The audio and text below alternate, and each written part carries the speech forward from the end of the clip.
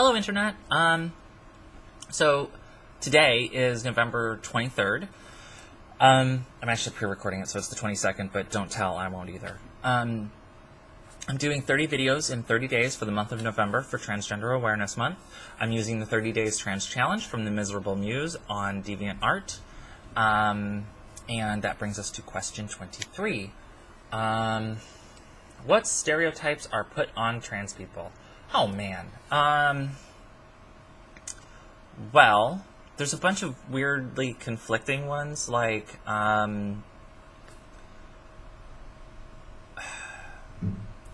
they expect us all to be sex workers, which there's nothing wrong with it if it's, you know, something you're choosing to do and not something you're being obligated or exploited to do. At the same time, we're not expected to have any kind of sexual agency or desire. Oh, God, I saw the phrase on Tumblr for that. It's hypersexualized desexualization or something like that, which I thought was sort of interesting. So we're supposed to be not just sex workers, but also sexually available, and yet have no sexual desire or agency on our own part. So basically, we're objects to be acted upon by other people's sexual desires. Sometimes for money, apparently, and sometimes not. So there's that. There's this idea that we're sexual deviants, that we are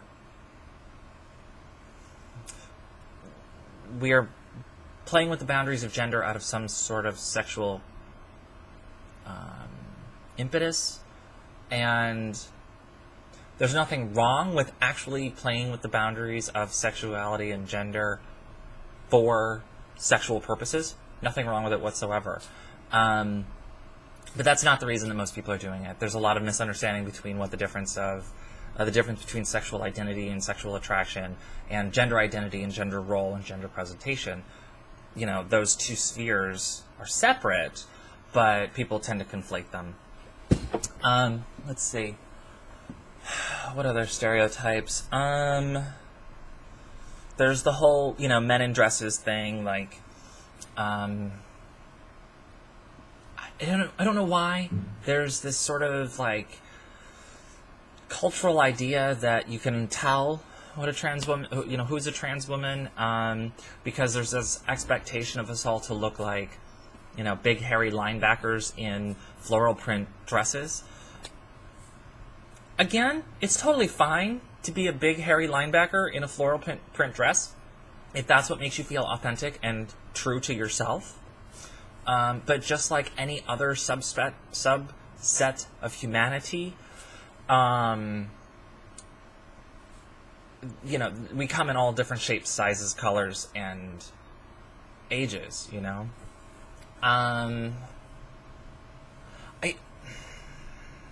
So that's one of the major, sort of cultural images of trans women is, linebacker in a dress.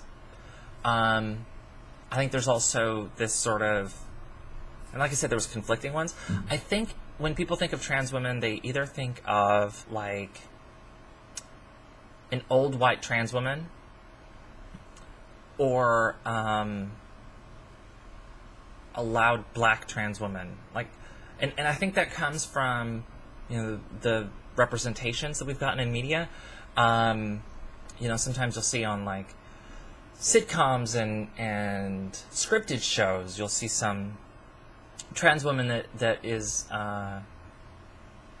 fits one of those two molds. They're either, sort of older and thus, sort of powerless and not threatening. That's what I'm looking for. Unthreatening. Or you'll see stuff on, Maury or Jerry Springer or, those sort of unscripted talk shows. They're all sensationalized, and they tend to use, they'll find some minority trans woman of color, and just create this situation where they're expected to be loud or angry or fit some pre-existing stereotype, you know? And there's nothing wrong with being loud and angry and of color. You know, I think that if you are a trans woman of color, you have a lot of reason to be both loud and angry. And a lot of people need to shut up and listen. Okay? But that's not the situations that are being created. They're not being allowed to be loud and angry about the things that, you know, they're facing in their life. They create these sort of, you know, artificial, temporary reality, you know, where they're being exploited in the same way that anybody else on those shows are being exploited, but all to fit within this certain mold and stereotype. Or even on scripted shows, when you see younger trans women, they tend to be of color, and they tend to be the butt of jokes. Oh, puppies are going to be moving soon. Hopefully they'll let me finish videos. Let's see. And then when you look at like other stereotypes, it's more just a lack of understanding or lack of education. They assume that, people will just assume that every trans person is seeking the surgery, even though there's possibly several surgeries that a trans person may go through for gender affirmation. And you know, I've spoken a lot about trans women. That's because it's closest to my experience. I think trans men are not as visible outside of the trans community in such a way that they've had an entire visible and visual language created around them. You know, trans men don't show up as the butt of the joke. Mike and Molly just had a trans woman on, or a presumably trans woman that, you know, was played up this whole trap trope. Like, her sole existence is to trap Carl into sleeping with her, trick him into sleeping with her, because apparently that's the goal of all trans women, is to get heterosexual men to sleep with them and make them gay. But heterosexual men are not gay for sleeping with trans women. They're heterosexual men, which is why they were attracted to the woman in the first place. You know, there's that terrible trope, the trap trope, and that's the one that leads to so much violence and hatred thrown at us. And I say us, but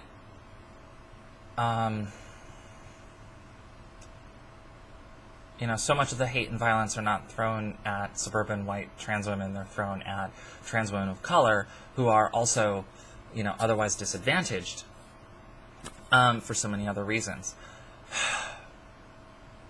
Sorry, it's I haven't figured out the right way to speak about the risk of being trans, acknowledge that race plays a significant factor in the level of risk that you face when you're trans and, you know, transitioned, without feeling like another ignorant white suburban trans lady, you know. The fact is, I'm at less risk than, you know, so many other people. Anyway, back on topic, stereotypes. You know, I think that people just, they don't understand that it's a valid expression of a person's gender identity, and that gender identity exists on a continuum, that, you know, it has a great deal of people at either end of the continuum, but that there's a lot of people in between, and there's a lot, and people move in between throughout their lives. Even cisgender people have their understanding of their own gender in society, and how it changes, you know. I don't know. There's a lot of fucking stereotypes, and then, you know, I think some of that's starting to change. I think Laverne Cox did a fantastic job in Orange is the New Black in showing that, you know, trans people, and including trans women of color, you know, black trans women, are middle class and you know, they come in every socioeconomic strata, okay, and her character's story was told to show that she has a family, you know, and she has people who love her, and that she made a mistake that got her in prison, but you know, she's human. Like, the story was just so human. And I think a lot of people can relate to where she was. You know, maybe it's not about transition, but people make bad choices about money for a lot of reasons that feel desperate and necessary at the time. You know? It's a very human-type story. Jennifer Pritzker, here in Chicago, just came out. She was a high-ranking officer in one of the armed services, and she found it. She gave like $1.5 million or $1.5 million to fund research into transgender people in the military, because I think there's this phenomenon of trans women joining the military to try to, you know, man up enough to rid themselves of their transgender feelings, you know? And some trans men go in there as women because it's a safe place to express masculinity without transitioning, prior to transitioning. You can't transition in the military because you'll be kicked out. You know, Don't Ask, Don't Tell was repealed. So you can be gay in the military now, openly, but you can't be openly trans. They will discharge you. So I think that's one of the other, you know, conflicts of, or conflicting stereotypes, is there's this idea, too, that trans people are unmanly, trans women specifically. They come from unmanly men, you know, they're sissy boys. And so you have this whole sissy boy idea, and then you have, like, the linebacker in a dress. Well, sissy boys don't tend to be linebackers, and sissy boys aren't trans, necessarily. They're just feminine boys, you know.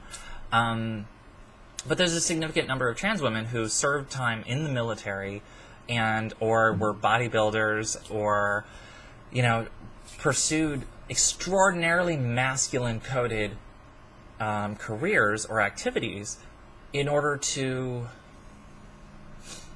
try to escape their cross-gender feelings, you know, and identities. In fact, actually, Laverne Cox's character was a firefighter. You know, so pretty manly stuff there, but it just serves as an escape mechanism, and it seldom works. Yeah, so those are some of the stereotypes. Anyway, I am going to go because today is the day of the doctor, and I'm going to be watching it with my kids, so it's going to be pretty awesome. If you're Doctor Who fans, I hope you enjoy it. Leave me a message in my inbox, comments down below. Find me on Tumblr at brinconvenient.tumblr.com, or on Twitter at brinconvenient, or on the forums at bygender.net, at bygender.net/forum. And then I have one more video to record today, so I will see you guys tomorrow. Or you will see me tomorrow, more accurately, because I'm the one with the camera.